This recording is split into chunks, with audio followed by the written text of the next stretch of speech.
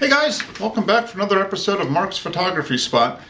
This episode is going to give you a quick overview of my film cameras. The last video I posted was a brief overview of developing film, and the one before that was my digital cameras.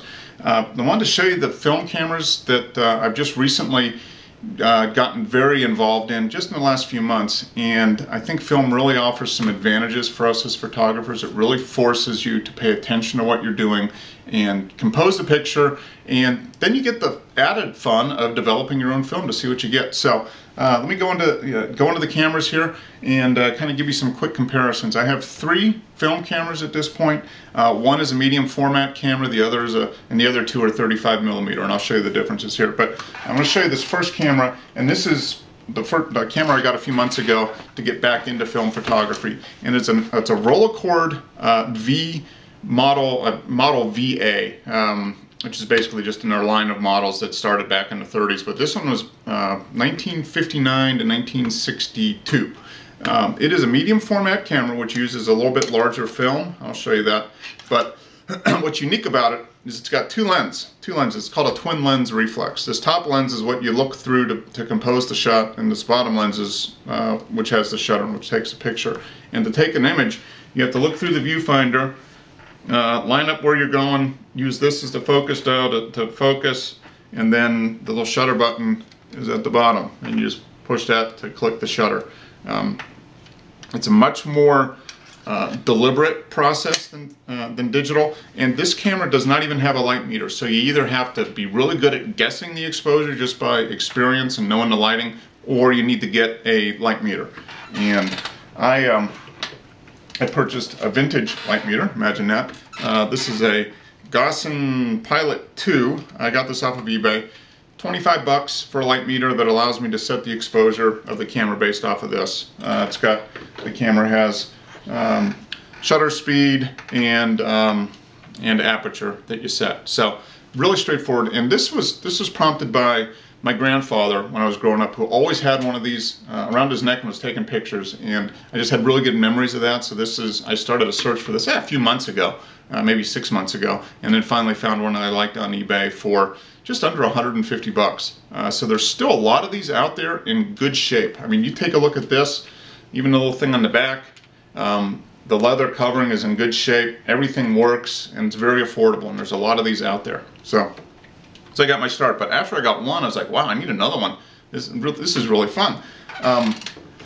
So I did some more searching, and I got a different camera, and it's a 35mm camera, which is kind of the standard format that most of you are familiar with. But this is a rangefinder camera, and it's made by Yashica, and this was made in 1973. This is their Electro 35 GSN, and this does have a built-in light meter. It's an aperture priority, so you push the shutter button down, it tells you what aperture to set, basically either high or low if you're under or overexposed, and you just turn the aperture setting there and focus. But you don't focus through the lens or an extra lens. You have a little viewer here which you look through and then adjust the focus to get the two images to match up.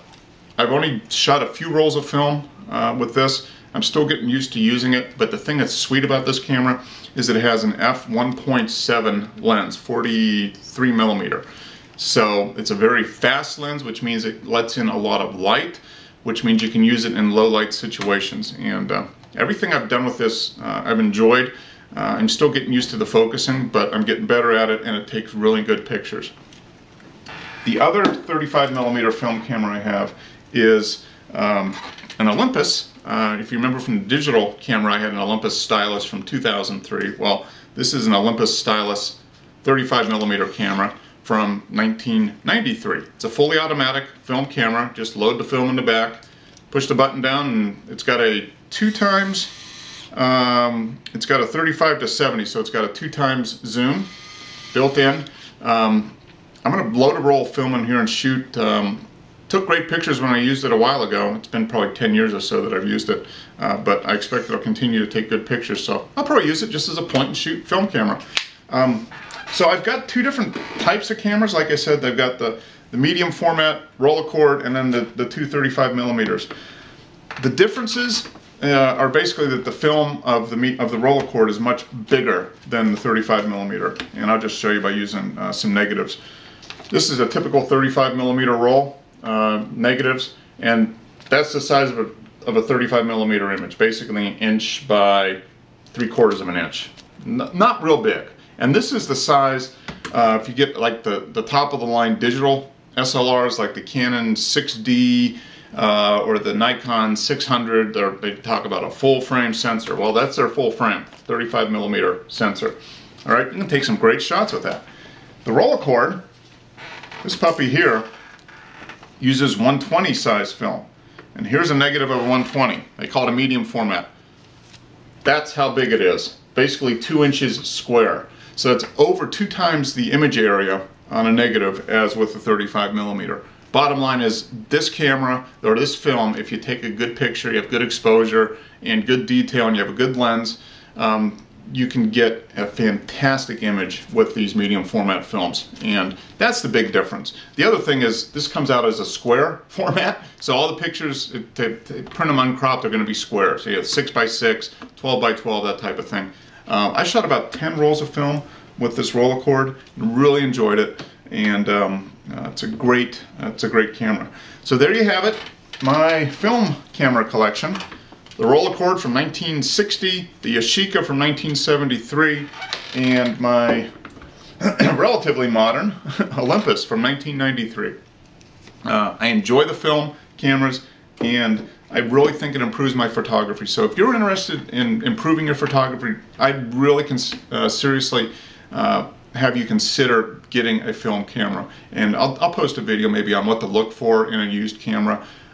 They still make new film cameras, but the affordable ones are going to be these older used cameras. And if you get one in good shape, they work as good as new. So there you have it. It's my film camera collection. I'd be interested in seeing comments from you guys. If you guys have any film cameras, what you have or what you did have that you wish you had back, because film cameras there's still a lot of people that shoot film, believe it or not. It's not dead by any means. They still make plenty of film in both the 35 and the 120 size. So it's a great option if you want to be able to take a little bit more time with your photography and try something a little different. So until next time, guys, thanks for watching. Appreciate all the new subscribers. We're continuing to grow. Let's just keep the momentum going, and look forward to your comments as always. Take care, guys. Happy shooting.